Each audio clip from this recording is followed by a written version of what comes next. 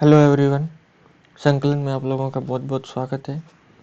आज का अपना टॉपिक है राजस्थान में सूखा एवं अकाल। और राजस्थान में सूखा एवं अकाल आप ये मान के चलो कि भाई हर साल कहीं ना कहीं कुछ ना कुछ या कितने भी प्रकार का सूखा या अकाल राजस्थान में पड़ता ही पड़ता है, हर साल पड़ता है। पर ये बात अलग है कि कभी थोड़ा पड़ जाएगा, कभी ज़्यादा पड़ जाएगा, वो सब अलग बातें हैं। और सूखा एवं अकाल क्यों पड़ता है? क्योंकि एक तो इस राजस्थान की अपनी भौगोलिक स्थिति थोड़ी अजीब सी है, बाकी स्टेटों की बजाय। अपने जो बीचों बीच राजस्थान को दो भागों में बांटती है वो अरावली है। और अरावली हमेशा जो दक्षिण पश्चिम मानसूनी जो पवनें आती हैं उनके समांतर है। उस वजह से अपने आधे राजस्थान के अंदर कम बारिश होती है, आधे में ज़्यादा होती है। और आपको पता ही है, अगर कहीं भी किसी भी जगह पर अगर बारिश वहाँ पे नहीं होगी तो वहाँ पर धीरे धीरे सूखे की प्रवृत्ति होने लग जाएगी। फिर अपना 2/3 भाग पे मरुस्थल का विस्तार है, तो सूखा तो पहले से ही है और बारिश नहीं होती है तो अकाल वैसे गिर जाता है। और राजस्थान में सूखा एवं अकाल से आज तक एग्ज़ाम में किसी न किसी एग्ज़ाम में कोई ना कोई क्वेश्चन तो पूछा ही गया है, चाहे वो किसी भी प्रकार का हो। तो अपन उसी चीज़ को लेके पढ़ेंगे। सूखा क्या होता है, अकाल क्या होता है, अकाल के प्रकार क्या होते हैं, या कौन कौन से अकाल अपने राजस्थान के अंदर आ चुके हैं, और उनसे निपटने की जो व्यवस्थाएं हैं कि गवर्नमेंट ने अकाल और सूखे से निपटने के लिए क्या व्यवस्थाएं की हैं। सूखे या अकाल के कारण कौन कौन से हैं, किन कारणों की वजह से सूखा एवं अकाल गिरता है, वो सब अपन अभी इसी वीडियो के अंदर वन बाय वन करके पढ़ेंगे।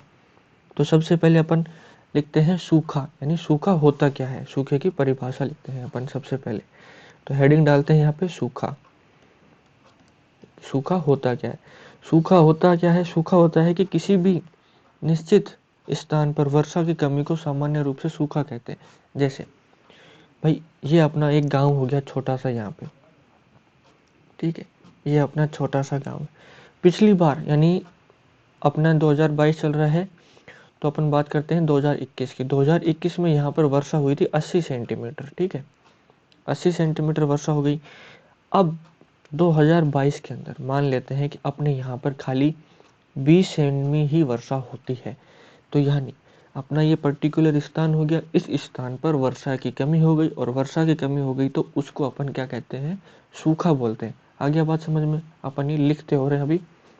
तो इसमें हो जाएगा कि किसी भी या किसी निश्चित स्थान पर, किसी निश्चित स्थान पर वर्षा की कमी, वर्षा की कमी को सामान्य रूप से सूखा कहते हैं, को सामान्य रूप से सूखा कहते हैं। ये अपना हो गया सूखे की परिभाषा। अब अपना रह गया अकाल, कि भाई अकाल क्या होता है। अकाल की परिभाषा देखते हैं। अकाल होता है कि सूखे के कारण मनुष्यों एवं पशु पक्षियों हेतु अन्न, चारा और जल की कमी आ जाती है, उसे अकाल कहते हैं। यानी सूखा हो गया, अपने इस गांव के अंदर सूखा हो गया है भाई 2020 के अंदर, क्योंकि यहाँ पे वर्षा कम हुई है। अब इस वर्षा की कमी की वजह से अनाज कम पैदा होगा, अनाज कम पैदा होगा तो मनुष्यों के लिए भी अनाज की कमी हो गई और पशुओं के लिए भी। और पशुओं के लिए कैसे कमी होगी? जब अनाज ही कम पैदा हुआ है तो जो पशुओं के लिए चारा है वो भी कम हो गया, ठीक है। फिर आती है पानी की बात। भाई पानी हो गया, अब जब बारिश ही नहीं हुई है तो अपने जो जलाशय हैं इस गांव के अंदर जहाँ से अपन पानी प्राप्त करते हैं वहाँ पर भी कमी हो गई है, तो पानी की भी कमी होगी। यानी सूखा, चारा और जल, अगर इन तीनों की कमी हो जाती है किसी स्थान पर तो उसे बोलते हैं अकाल। आ गई बात समझ में? अगर वर्षा की कमी हो जाती है तो उसे कहते हैं सूखा, कि भाई इस साल इस स्थान पर सूखा पड़ा है क्योंकि वहाँ पे बारिश कम नहीं हुई, बारिश कम हुई है। अकाल क्या होता है? कि किसी स्थान पर अन्न की, चारे की और जल की तीनों की कमी हो जाती है या तीनों की कमी हो जाएगी, उस स्थान को कहेंगे अकाल, ठीक है। ये चीज़ अपने को याद रखना है। तो अभी इसके लिख लेते हैं कि सूखे के कारण, सूखे के कारण मनुष्यों व पशु पक्षियों हेतु अन्न, चारा व जल की कमी हो जाती है, जल की कमी हो जाती है, उसे अकाल कहा जाता है।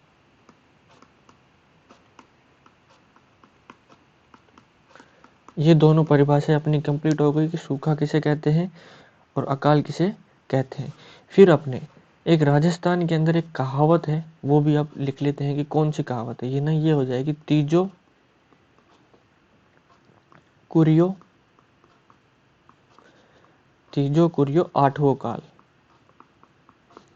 ये अपने एक सूखे और अकाल को लेकर राजस्थान के अंदर कहावत है। इसका मतलब क्या होता है? इसका मतलब होता है कि राजस्थान में हर तीसरे वर्ष में अर्ध अकाल पड़ता है, जबकि हर 8वें वर्ष में भीषण अकाल पड़ता है। मतलब कि राजस्थान के अंदर हर 3 साल में एक अर्ध अकाल पड़ेगा और हर 8वें साल में एक भीषण अकाल पड़ता है। इस कहावत का मतलब ये है और ये बहुत ही फेमस है, प्रसिद्ध है। कभी कभी एग्जाम में पूछी भी जा सकती है कि ये कहावत किससे संबंधित है, तो अपना हो जाएगा सूखे एवं अकाल से संबंधित है। तो इसका मतलब लिख लेते हैं कि राजस्थान में हर तीसरे वर्ष अर्ध अकाल व हर 8वें वर्ष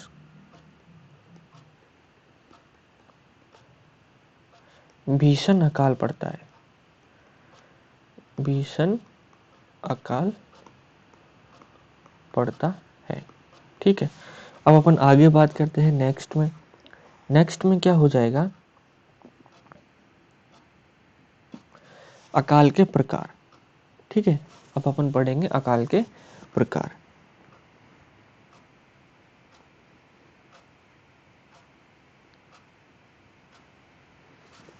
अकाल के प्रकार पढ़ेंगे और अभी पढ़ेंगे एक दूसरी कहावत भी है, वो भी अपन लिख लेते हैं कि पग पूगल धड़ कोटड़े, पग पूगल धड़ कोटड़े बाहु बाड़मेर।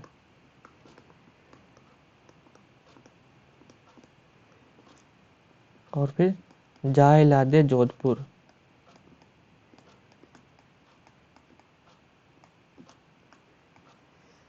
और ठायो जैसलमेर। एक ये भी अपने कहावत प्रचलित है सूखे और अकाल को लेकर राजस्थान के अंदर। अब यानी जो पूगल है, पूगल, पूगल का मतलब होता है पग पूगल, यानी अकाल के पैर। अकाल के पैर हो जाएंगे बीकानेर के अंदर, यानी अकाल के पैर।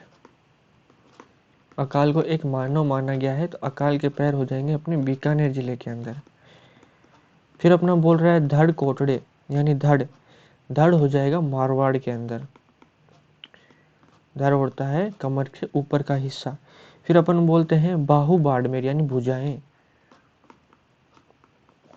भुजाएं अपनी हो जाएंगी बाड़मेर जिले के अंदर। फिर अपना आता है कि खूब तलाशने पर जोधपुर के अंदर मिलेगा। जाय लादे जोधपुर, यानी खूब तलाशने पर, खूब तलाशने पर ये हो जाएंगे जोधपुर में। और ठिकाना कि भाई इसका ठिकाना कहाँ पर है, यानी अकाल हमेशा रहता कहाँ पर है, तो ये जैसलमेर जिले के अंदर, क्योंकि ये अपना सबसे शुष्क जिला है राजस्थान का, जहाँ पर वर्षा 25 सेंटीमीटर से भी कम होती है। इसलिए अकाल हमेशा यहाँ पर तो रहता ही रहता है, यानी यहाँ पर चारे, अन्न और जल की कमी हमेशा रहती है। ये तो हो गई अपनी बेसिक परिभाषाएं अकाल के बारे में। 2 कहावतें हो गई, सूखे की परिभाषा हो गई, अकाल की परिभाषा हो गई। अब अपन पढ़ेंगे अकाल के प्रकार।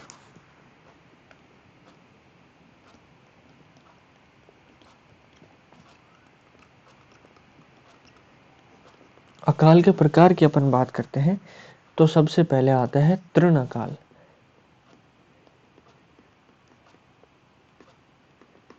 तृण अकाल, तृण अकाल क्या होता है? पशुओं के लिए,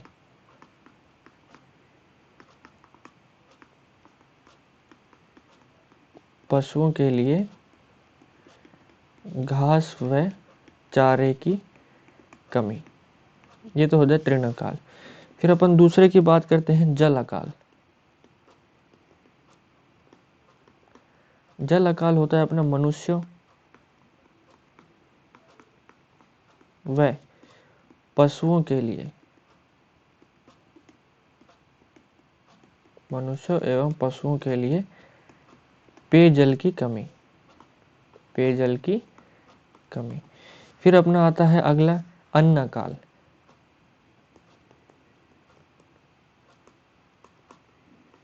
अन्न काल होता है कि मनुष्यों एवं पशुओं के लिए अन्न की कमी,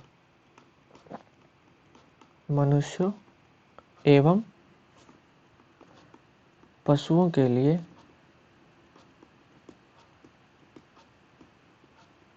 अन्न की कमी।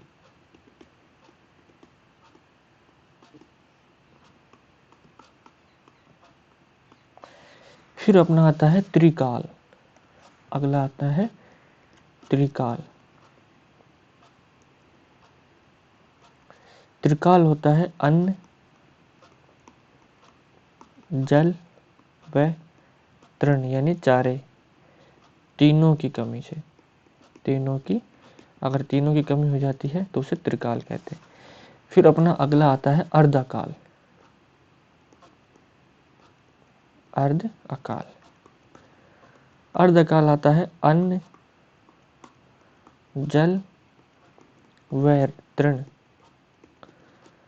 में से किसी एक या दो की कमी, में से किसी एक या दो की कमी, ये होता है अपना अर्धकाल। ठीक है, वापस से ध्यान रखते हैं। तृणकाल क्या होता है कि पशुओं के लिए घास व चारे की कमी। जलकाल क्या होता है, मनुष्य एवं पशुओं के लिए पेयजल की कमी। अन्नकाल होता है मनुष्य एवं पशुओं के लिए अन्न की कमी। त्रिकाल क्या होगा कि अन्न, जल और तृण तीनों की कमी हो जाएगी। और अर्धकाल क्या होता है कि अन्न, जल, तृण में से किसी एक या दो की कमी हो जाएगी, तो उसे कहते हैं अर्धकाल। और त्रिकाल की बात करें, ये अपना जो त्रिकाल है ये वाला, ये बोलते हैं कि सबसे भयंकर त्रिकाल पड़ा था 1868-69 के अंदर।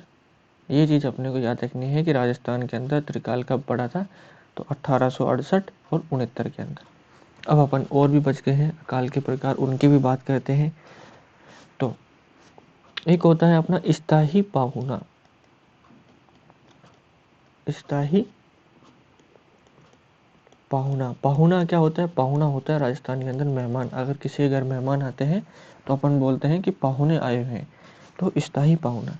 स्थायी पाहुना क्या होता है, ये होता है कि अनावृष्टि के कारण उत्पन्न अकाल। अनावृष्टि के कारण उत्पन्न अकाल। अनावृष्टि क्या होती है कि बिल्कुल भी वर्षा न होना, वो होती है अनावृष्टि। और स्थायी पाहुना के अंदर जो महत्वपूर्ण अकाल पड़े, यानी जहाँ पर जो ऐसे अकाल जो अनावृष्टि के कारण हुए हैं, उनकी अपन अभी चर्चा करेंगे, कौन कौन से अकाल कब कब गिरे हैं। तो सबसे पहले चालीसा अकाल। अकालों के नाम भी हैं, तो सबसे पहले चालीसा अकाल। चालीसा अकाल की अपन बात करें तो ये हुआ था 1783 ईस्वी में, और ये अपने को याद रखने हैं क्योंकि एग्जाम में पूछे जाते हैं। फिर अपना आ जाएगा पंचाकाल। पंचाकाल गिरा था 1812 और 13 में। ठीक है, फिर अपना हो जाएगा अगला सहसा मूंछा, और ये तो बहुत बार पूछा हुआ है सहसा मूंछा, कि सहसा मूंछा अकाल कब गिरा था। ये गिरा था 1842 और 43 ईस्वी के अंदर। फिर अपना आता है मैक्रो ड्राउट। मैक्रो ड्राउट यानी ड्राउट का मतलब होता है सूखा, और मैक्रो यानी छोटा। ये हुआ था 2002 और 2003 के अंदर। इसमें क्या था कि राजस्थान के सब जिलों में पड़ा था, लेकिन धौलपुर को छोड़कर, धौलपुर में ये वाला अकाल नहीं पड़ा था, धौलपुर को छोड़कर। इसमें धौलपुर जिला बच गया था, बाकी सब जिले इस अकाल की चपेट में आ गए थे। ये चीज़ अपने को याद रखनी है स्थायी पाहुना के रूप में। क्या हो गया, स्थायी पाहुना क्या होता है कि अनावृष्टि के कारण उत्पन्न अकाल, यानी जब बारिश की बिल्कुल ही कमी हो जाती है, जिससे सूखा पड़ जाता है, वो होता है अकाल। और महत्वपूर्ण अकाल कौन कौन से थे इसके अंतर्गत? चालीसा काल ये पड़ा था 1783 ईस्वी में, पंचाकाल 1812-13 ईस्वी में, सहसा मूसा 1842 और 43 ईस्वी में, और मैक्रो ड्राउट 2002 और 2003 में धौलपुर को छोड़कर। फिर अपन अगले की बात करते हैं। अगला हो जाएगा एक बहुत ही फेमस है अपना छप्पनिया अकाल।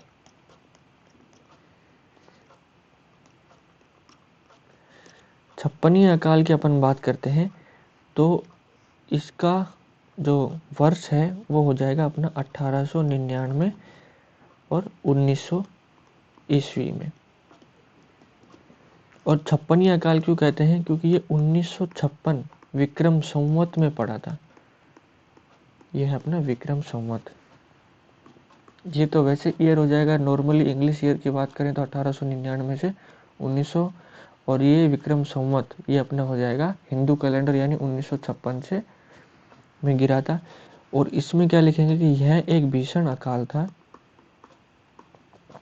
यह एक भीषण अकाल था तथा राजस्थान को सर्वाधिक प्रभावित किया था। राजस्थान को सर्वाधिक प्रभावित किया था। ठीक है, ये चीज अपने को इसके अंदर याद रखनी है। फिर अपन बात करें कि अब कुछ फैक्ट है, वो फैक्ट अपन लिख लेते हैं फटाफट कि देश की 20%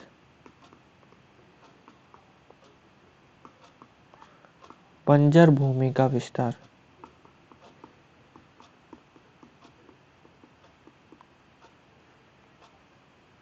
देश की 20% बंजर भूमि का विस्तार राजस्थान में है।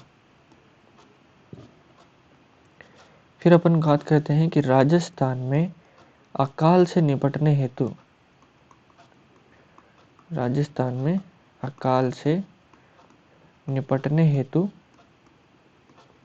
1951 में सहायता विभाग की स्थापना हुई थी। सहायता विभाग की स्थापना की गई। सहायता विभाग की स्थापना की गई। और जो ये सहायता विभाग है, यानी अपन लिखते हैं कि इस सहायता विभाग का, इस सहायता विभाग का 2003 में नाम बदलकर 2003 में नाम बदलकर क्या कर दिया? आपदा प्रबंधन,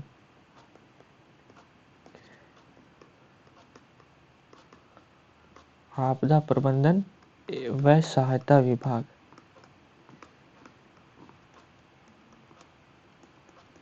आपदा प्रबंधन व सहायता विभाग कर दिया गया। ठीक है, ये चीज भी अपने को याद रखनी है कि 1951 में एक सहायता विभाग की स्थापना की गई थी राजस्थान में अकाल से निपटने के लिए, लेकिन 2003 में इस सहायता विभाग का नाम बदलकर आपदा प्रबंधन एवं सहायता विभाग कर दिया। फिर अपन बात करें कि राजस्थान में बार बार, राजस्थान में बार बार सूखा व अकाल पड़ने का, सूखा व अकाल पड़ने का उत्तरदायी कारण, सूखा व अकाल पड़ने का उत्तरदायी कारण कि कौन सा कारण है जिसकी वजह से राजस्थान में बार बार अकाल पड़ता है? तो ये अपना हो जाएगा अनियमित अपर्याप्त, अनियमित अपर्याप्त व अनिश्चित वर्षा, अनियमित अपर्याप्त व अनिश्चित वर्षा, ये चीज़ अपने को इसमें याद रखनी है कि बार बार अकाल पड़ने का जो मेन कारण है वो क्या है। अनिश्चित, अनियमित व अपर्याप्त वर्षा के कारण राजस्थान में बार बार अकाल पड़ता है। फिर अपन बात करते हैं कि एक और पॉइंट लिखते हैं इसके अंदर, ये हो जाएगा कि कर्नल जेम्स टोड ने 11वीं सदी में पड़ने वाले भीषण अकाल की व्याख्या करते हुए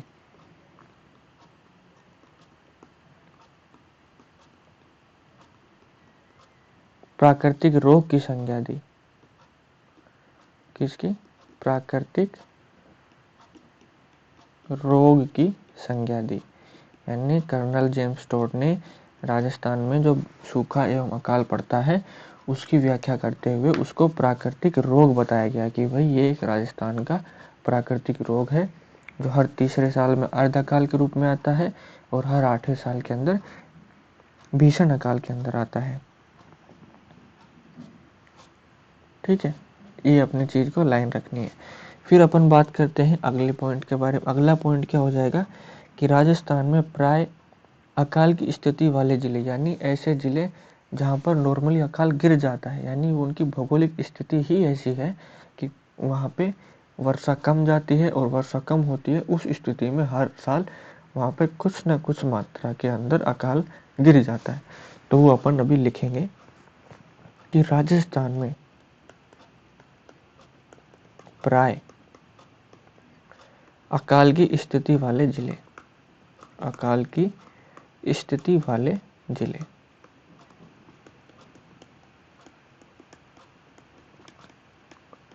अब अपन इनकी बात करेंगे, कौन कौन से ऐसे जिले हैं जहाँ पे अकाल की संभावना हमेशा बनी रहती है। तो ये अपने आ जाएंगे जोधपुर, जैसलमेर और बाड़मेर। ये 3 जिले ऐसे हैं जहाँ पे अकाल की स्थिति हमेशा बनी रहती है। फिर अपन बात करते हैं अगले पॉइंट की कि राजस्थान में एक शब्द है या शब्दावली की ही बात कर लेते हैं अपन। ये होता है खेड़ाऊ या फिर गोबू। ये क्या होता है? ये होता है कि अकाल पड़ने पर मवेशियों को अन्य स्थान पर जल व चारे की तलाश में ले जाया जाता है। यानी इसका मतलब होता है कि अकाल पड़ने पर मवेशियों को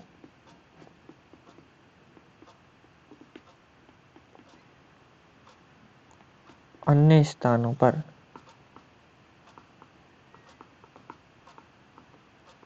जल व चारे की तलाश में ले जाया जाता है।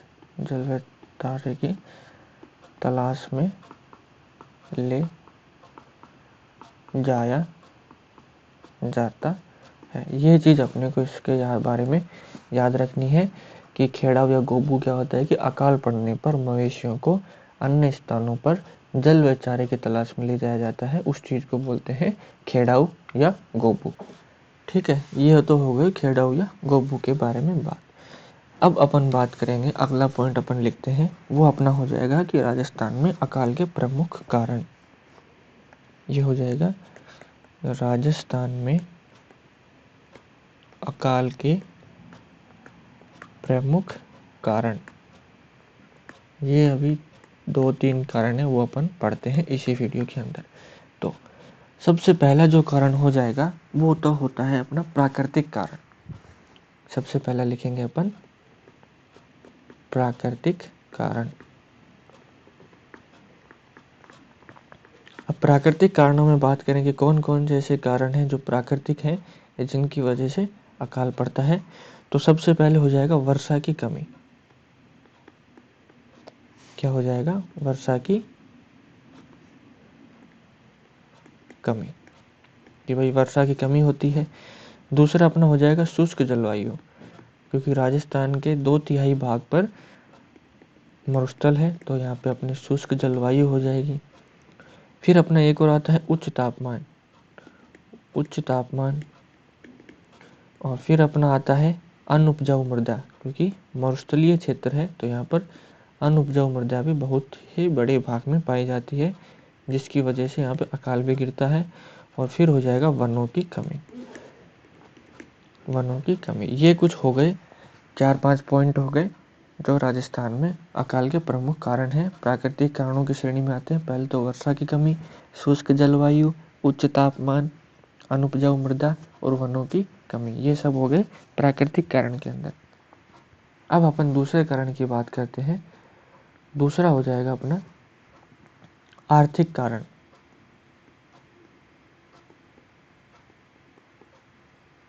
दूसरे हो जाएंगे अपने आर्थिक कारण की आर्थिक कारणों की वजह से कौन कौन से जो अकाल हैं वो पड़ते हैं। तो वो हो जाएंगे कि सिंचाई के साधनों का अभाव, सिंचाई के साधनों का अभाव। फिर अपन बात करते हैं दूसरा कि परंपरागत कृषि।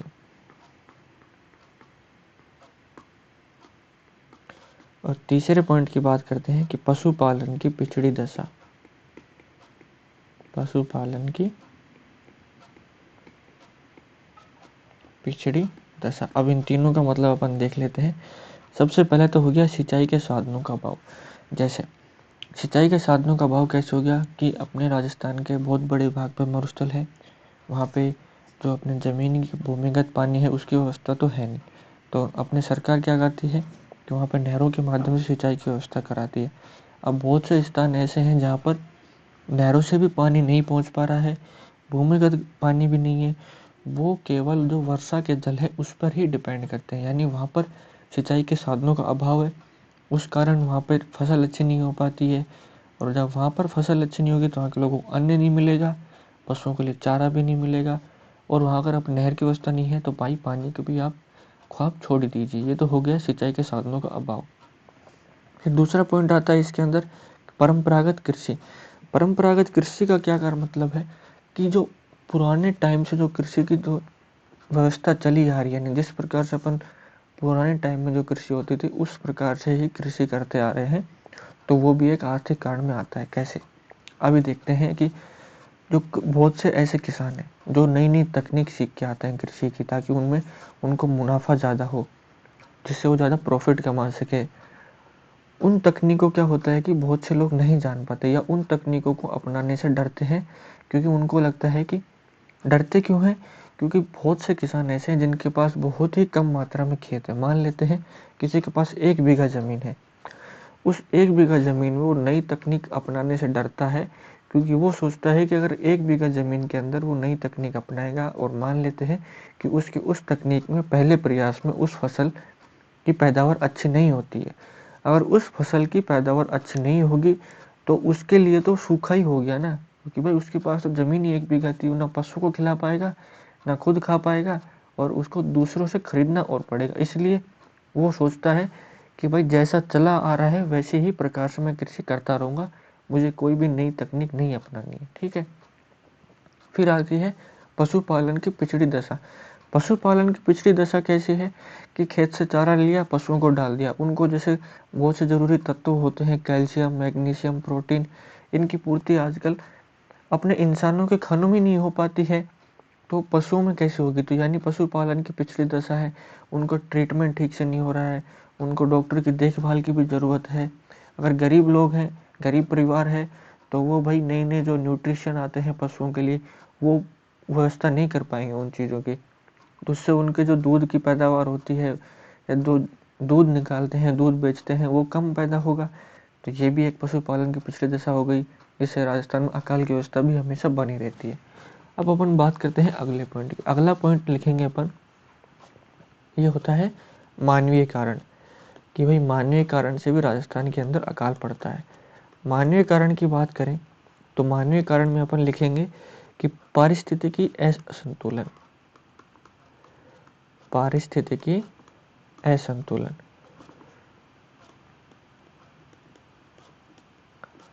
फिर अपन बात करते हैं भूजल का दोहन।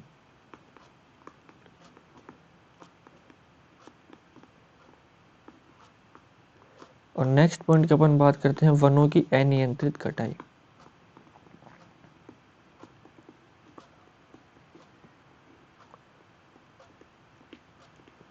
ठीक है, अब इनके बारे में समझते हैं। पारिस्थितिकी असंतुलन का मतलब है कि अपने राजस्थान की भौगोलिक दशा एक जैसी नहीं है।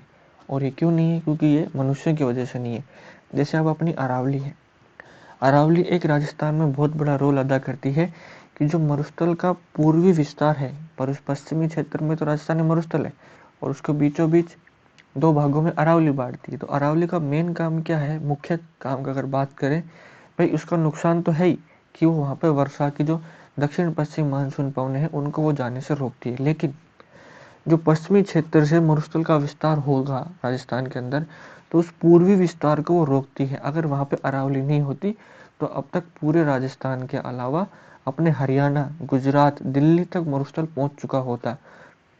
लेकिन अभी क्या हो रहा है कि पत्थरों के लिए यानी खनन की वजह से उस अरावली का दोहन हो रहा है, यानी उस अरावली को लोग तोड़ रहे हैं, फोड़ रहे हैं। उस वजह से जो मरुस्थलीकरण है वो आगे आगे धीरे धीरे बढ़ रहा है।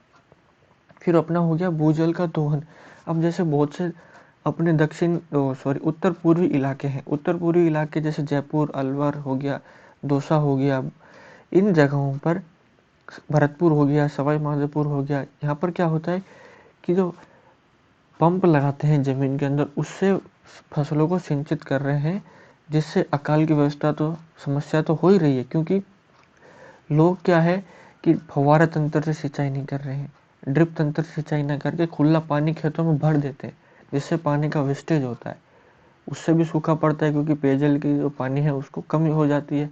फिर आती है वनों की अनियंत्रित कटाई।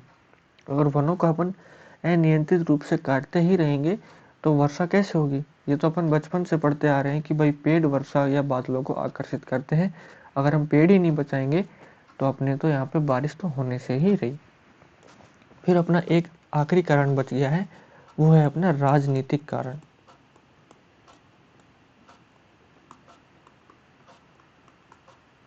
इस राजनीतिक कारण की बात करें तो ये हो जाएगा सरकारी योजनाओं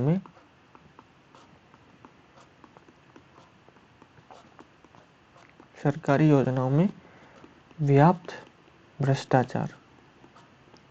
और इसको तो मुझे समझाने की ज़रूरत नहीं, आप सब लोग जानते होंगे कि कैसे भ्रष्टाचार अपने देश को खा रहा है। ठीक है, फिर एक इम्पोर्टेंट पॉइंट और बच गया है, वो अपन लिख लेते हैं यहाँ पे, मैं नोट डाल देता हूँ। इसमें क्या लिखेंगे कि राजस्थान में सूखे व अकाल के निवारण हेतु पहला प्रयास कब किया गया था? 1662 के अंदर। ये अपने को याद रखना है कि राजस्थान में सूखे व अकाल के निवारण हेतु पहला प्रयास कब किया गया था? 1662 के अंदर। और ये कौन सी थी? राजसमंद झील का निर्माण करवाया था महाराजा राज सिंह ने। राजसमंद झील का निर्माण करवाया था सूखे से बचने के लिए। ये अपने को लाइन इंपॉर्टेंट है, याद रखनी है। बहुत से एग्जाम में पूछा गया है कि राजस्थान में सूखे एवं अकाल के निवारण हेतु पहला प्रयास 1662 में, और ये अपने राजसमंद झील का निर्माण करवाया था महाराजा राज सिंह ने। तो ये अपने हो गया है यहाँ पे कंप्लीट राजस्थान में अकाल का जो व्यवस्था थी, अकाल क्यों पड़ता है, अकाल के प्रकार, कौन कौन से अकाल अभी तक गिर चुके हैं, अकाल के पड़ने के प्रमुख कारण, वो सब अपन ने यहाँ तक पढ़ लिया है। तो अपन इस क्लास में यहीं तक रखते हैं, बाकी की हम अगली क्लास में पढ़ेंगे। मरुस्थलीकरण हो गया, सूखा हो गया, वो अपन नेक्स्ट क्लास में पढ़ेंगे। और अगर वीडियो अच्छी लग रही हो तो लाइक करना, शेयर करना, चैनल को सब्सक्राइब भी करना। और ये अपने टेलीग्राम ग्रुप का लिंक है, उसको आप ज्वाइन कर लेना। यहाँ पे आपको वीडियो का नोटिफिकेशन और PDF भी मिलेगी। आज के लिए अपन इतना रखते हैं। Thank you very much.